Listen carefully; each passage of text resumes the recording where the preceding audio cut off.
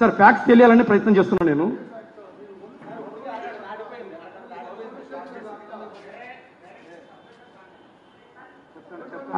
Sir మీరు short cut చేయమంటే short cut చేస్తాను.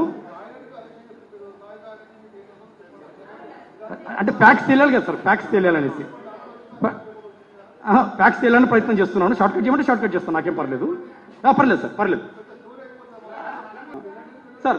నేను ఆ 2023 జనవరికి వెళ్ళిపోయాను, అమెరికాలో ఉన్నాను. ఈమె ఏప్రిల్ 15వ తారీఖు బేబీకి జన్మనిచ్చింది. బేబీ జన్మనిచ్చిన తర్వాత 1 వీక్ వస్తానన్నాను, రావద్దనింది. ఎలాగూ నువ్వు డిసెంబర్లో పర్మనెంట్గా వస్తావా అనింది. సరే అన్నాను. ఇది సార్ జరిగింది. సో నేను డిసెంబర్లో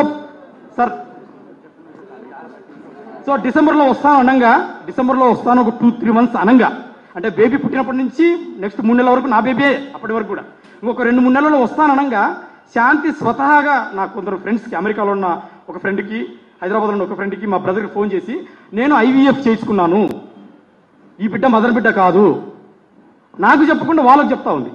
వాళ్ళు నాకు ఫోన్ చేసి మీ ఇట్లా మిస్సెస్ ఐవీఎఫ్ చేసుకుందని చెప్తా ఉంది. నేను శాంతికి ఫోన్ చేసి ఏంటి శాంతి నువ్వు ఐవీఎఫ్ చేసుకున్నావు అంటే ఏంటి అంత అవసరం, ఐ ఇంపార్టెంట్ కాదు అని నేను చెప్పాను. లేదు నువ్వు అంటే నాకు ఇష్టం లేదు, నీ ఇంటి పేరు మీద ఉండడం ఇష్టం లేదు, నాకు ఇద్దరు ఆడపిల్లలు ఉన్నారు, మళ్ళీ ఇద్దరు ఆడపిల్లలు నా ఇంటి పేరు మీద ఉండవాళ్ళే. సరే ఎనీహౌ ఐవీఎఫ్ చేసుకున్నా బాగానే ఉంది. నేను డిసెంబర్లో ల్యాండ్ అవుతున్నాను. వచ్చేటప్పటికి ఐవీఎఫ్ డాక్యుమెంట్స్ తీసిపెట్టు. డాక్యుమెంట్స్ చూసిన తర్వాత will take a decision. IVF అంటే ఏంటండి? ఒక అన్నోన్ డోనర్, భర్త లేకుండా భారతదేశం ఇంత పవిత్రమైన సంప్రదాయమైన దేశంలో ఐవీఎఫ్ చేస్తారు ఎవరన్నా? Is it possible in India without the husbands presence? ఆమె ఐవీఎఫ్ అని చెప్పింది. సరే ఓకే, టేక్ ఇట్ గ్రాంటెడ్ తీసుకున్నాను. నేను వచ్చేటప్పటికి ఐవీఎఫ్ డాక్యుమెంట్స్ తీసిపెట్టు. ఒకవేళ అన్నోన్ డోనర్ అయితే నా ఇద్దరు ఆడపిల్లల దృష్ట్యా అన్నోన్ డోనర్ అయితే 50-50 ఛాన్సెస్ యాక్సెప్ట్ చేసుకునే ఛాన్సెస్ ఉంది అని చెప్పాను నేను. సో వచ్చిన తర్వాత నేను 2024 జనవరి 3rd ల్యాండ్ అయ్యాను, పాస్పోర్ట్ డేట్స్ ప్రకారం. I remember it. డిసెంబర్ 2022 ఇక్కడ ఉన్నాను మేడం. జనవరిలో వెళ్ళాను, 23 జనవరిలో వెళ్ళాను, 24 జనవరిలో రిటర్న్ అయ్యాను. ఎగ్జాక్ట్లీ అంతే మేడం. ఆ గోల్డ్ లెవెల్ తీసుకొని జనవరి 3rd 2024కి వచ్చాను. అదే సార్ మంత్ ఉన్నాను.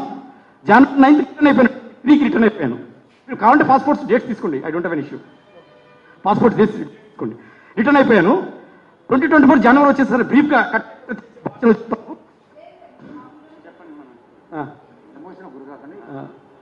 చెప్పండి. మీకు జరిగిన అన్యాయం మీరు ఏం కోరుకుంటారు? 2024 జనవరి వస్తాను ఐవీఎఫ్ డాక్యుమెంట్స్ చూపించంటే అమ్మాయి ఐవీఎఫ్ డాక్యుమెంట్స్ లేవు, ఇది నేను ఐవీఎఫ్ డాక్యుమెంట్లో నీకు తండ్రి ఇవన్నీ పేర్లు చెప్పరు తెలియకుండా చేసుకున్నాను అని. సరేనమ్మా, తెలియకుండా చేపించుకుంటే నాకు హాస్పిటల్ చూపించాను. లేదా హాస్పిటల్ కూడా చూపించాము, నేను తెలియకుండా చేసుకున్నాను అని. అరే ఐవీఎఫ్ ఎట్లా చేస్తారు తెలియకుండా? నేను పిచ్చోన్నా, ఐఎమ్ నాట్ ఎ ఫూల్, నాకు తీసుకెళ్ళి హాస్పిటల్ కన్నా నేను అంటే లేదు హై ప్రొఫైల్ వ్యక్తులతోటి నేను ఐవీఎఫ్ చేసుకున్నాను అని. ఎవరమ్మా ఐవీఎఫ్? నీకు ఐవీఎఫ్ చేసిన హై ప్రొఫైల్ వ్యక్తులు ఎవరు? నీకు ఇచ్చిన డోనర్ ఎవరు? అసలు ఆ డోనర్కి ఎంత ధైర్యం, చేసి హాస్పిటల్కి ఎంత ధైర్యం అని నేను క్వశ్చన్ చేశాను. లేదు ఇది నీకు తెలియదులే, నేను పెద్ద వ్యక్తులతో డోనర్ తీసుకున్నాను అంటూ శాంతి స్వతహాగా నాకు చెప్పింది. అంటే నేనున్న ఆవేశంలో శాంతి ఏం చెప్తుందంటే, నాకు నేను విజయసాయిరెడ్డి గారికి పిల్లలు లేరు, ఆయన ఒక బాబు కావాలనుకున్నాడు. విజయసాయిరెడ్డి గారు అంటే నాకు ఇష్టము, నేనంటే విజయసాయిరెడ్డి గారికి ఇష్టము. విజయసాయిరెడ్డి గారికి పిల్లలు లేరు, ఆయనకు ఒక కూతురు ఉంది, ఆ కూతురుని అడాప్టెడ్ కూతురు కాబట్టి నేను అతను ఒక బాబు కావాలంటే ఒక బాబుని కనిపెట్టాను. నాకు గుండెలు పగిలిపోయాయి. నువ్వు కనిపెట్టడం, ఆయన అడగడం ఏంటి, నువ్వు కనిపెట్టడం ఏంటి, ఇదేంటి ఎన్టీఆర్ లక్ష్మీపార్వతి అని క్వశ్చన్లు పడ్డా నేను. సరే కనిపెట్టావమ్మా, now I cannot do anything. నేను వైజాగ్ వచ్చిన తర్వాత జరుగుతుంది డిస్కషన్ సార్ ఇవన్నీ కూడా. సరే నాకు డాక్యుమెంట్ చూపించండి, I will take a decision. Document చూపించదు, హై ప్రొఫైల్ వ్యక్తులు, డాక్యుమెంట్ లేదు. అలా నమ్ముతాను, నేను నమ్మను. ఒక 1 month సార్, జనవరి 3rd ల్యాండ్ అయితే నాకు జనవరి అంతా కూడా ఇదే టార్చర్. హై ప్రొఫైల్ వ్యక్తులు అన్ని పేర్లన్నీ మార్చేశాము, నీకు బయటికి రాదు, నువ్వు నమ్మాలి. నమ్ముతానమ్మా, నమ్మేటట్టు ఒకటి చెప్పు నాకు అన్నా. నువ్వు నమ్మాలి అంతే అంటది. నువ్వు చూపించినప్పుడు it is physical relation, it is an IVF అని నేను డిసైడ్ చేశాను. అవును ఫిజికల్ రిలేషన్ అనుకో అనేది. సరే మరి ఫిజికల్ రిలేషన్ అయితే ఎవరితో? నువ్వు ఎవరితో అనుకుంటే వాళ్ళతోటే చక్కగా చెప్పి. ఎవరితో అంటే అవును పెద్ద ఆయనతోటి, విజయసాయిరెడ్డి గారితో ఫిజికల్ రిలేషన్షిప్ అని. ఇప్పుడు నేను పెద్ద ఆయన పోయి అడగలనా మేడం? పత్రికా విలేకరులు అడుగుతున్నా, పెద్ద ఆయన పోయి అడగలనా విజయసాయిరెడ్డి గారిని? ఆయన గేట్ నాకు ఫీజులు ఎగిరిపోయాయి.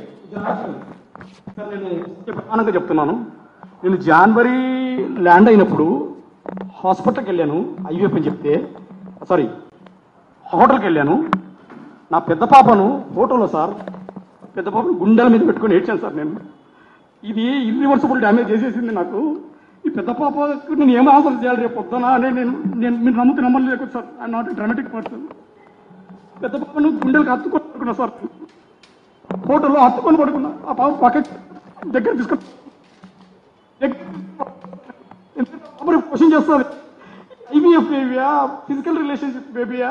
అసలు నేనైతే తండ్రి కాదు. ఎందుకంటే ఆ రోజు శాంతి నాకు ఆ హోటల్లో డేట్ చూపించింది. నాకు నువ్వు ఆ సెప్టెంబర్ 1 వీక్ వచ్చినప్పుడు నా కడుపులో 8 weeks బేబీ ఉంది అని నాకు ఒక ప్రూఫ్ చూపించింది.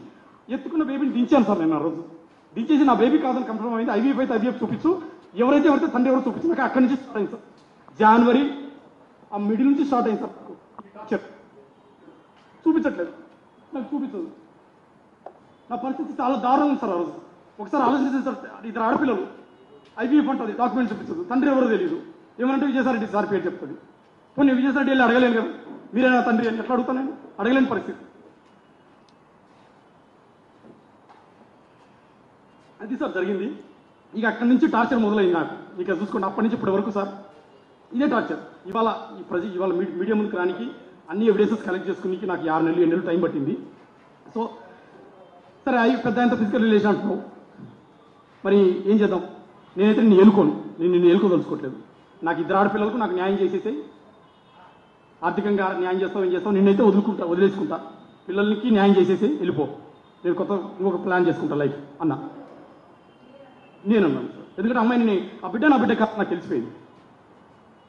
సో అమ్మాయి అంటది, న్యాయం చేసేది ఏముంది దీంట్లో, ఆడపిల్లలు నేను చూసుకుంటాను, నువ్వు నా లైఫ్ నుంచి వెళ్ళిపో, నేను ఇంకొక పెళ్లి చేసుకుంటాను, నీ బిడ్డ కాదని తెలుసు కదా నీకు, నేను ఇంకొక పెళ్లి చేసుకుంటాను, నా లైఫ్ నుంచి వెళ్ళిపో, మ్యూచువల్ ఇచ్చేసే అంటారు.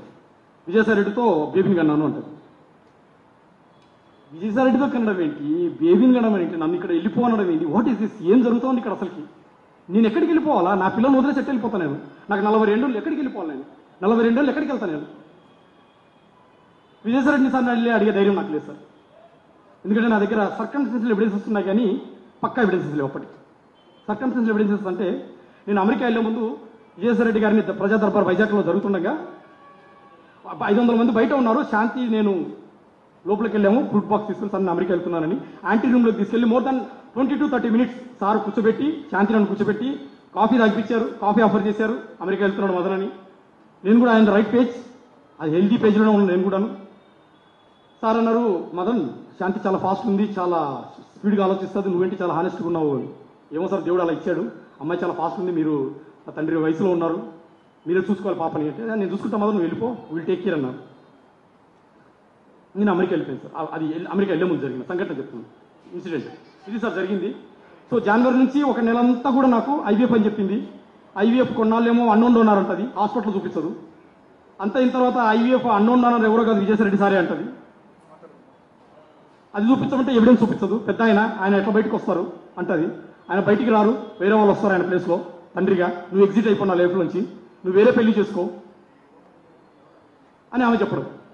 ఇది సార్ జరుగుతుంది. సో నాకు జనవరి, ఫిబ్రవరి, మార్చ్ ఈ 3 నెలలు ఇదే టార్చర్. విజయసాయిరెడ్డి సార్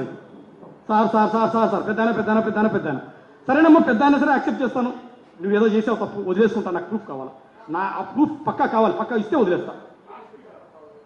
సో నాకు ఇక ఏప్రిల్ ఆ టైంలో నేను విజయసాయిరెడ్డి గారిని ఏమి చూపించలేని పొజిషన్లో ఉంది, నేను అడగలేను. సో నాకు ఏదేదో పేర్లు చెప్పింది, 4-5 పేర్లు, ఒక్కొక్క వారం ఒక్కొక్క పేరు చెప్తుంది ఆమె.